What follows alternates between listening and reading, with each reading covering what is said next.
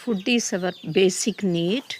எல்லா மனுஷங்களுக்கும் பறவைகளுக்கும் அனிமல்ஸுக்கும் ஃபுட்டு வந்து ஒரு பேசிக் நீட். எல்லாருக்கும் அது தேவை. அதனால தான் உலகத்தில் நம்ம ஒவ்வொருத்தரும் இந்த வயிற்றுக்காக தான் இவ்வளோ கஷ்டப்படுறோம். ஆனால் இந்த கோழிகளுக்கு எவ்வளவு அரிசி போட்டாலும் ஒன்று கொத்தும் அதுகளுக்குள்ளே சாப்பிட்றதுல ஒற்றுமை கிடையாது. இந்த நடுத்தரமானது பெருசுகிட்டேருந்து கொத்து வாங்கும், சின்னதுகள் நடுத்தரமானதுலேருந்து கொத்து வாங்கும், பெரிய கோழிகள்கிட்டேருந்து கொத்து வாங்கும். அப்படி ஆனால் கடைசி வரை அவங்க சாப்பிட்டுட்டு தான் போவாங்க.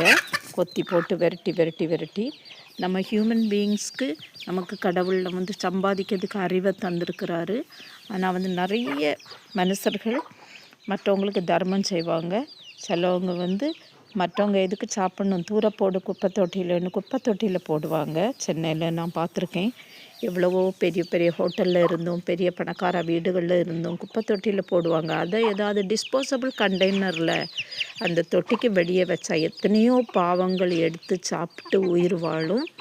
இதை வந்து நம்ம வந்து ஞாபகத்தில் வைக்கணும். முடிஞ்ச அளவு ஃபுட் பேசிக் நீட் அதை வந்து முடிஞ்ச அளவு நம்ம மற்றவங்களுக்கு ஹெல்ப் பண்ணுறதுக்கோ கொடுக்கறதுக்கோ எக்ஸஸாக மீதியாக இருக்கிறத மற்றவங்களுக்கு கொடுக்கணும். அதை நாசம் ஆக்காமல் அதை வேஸ்ட் பண்ணாமல்.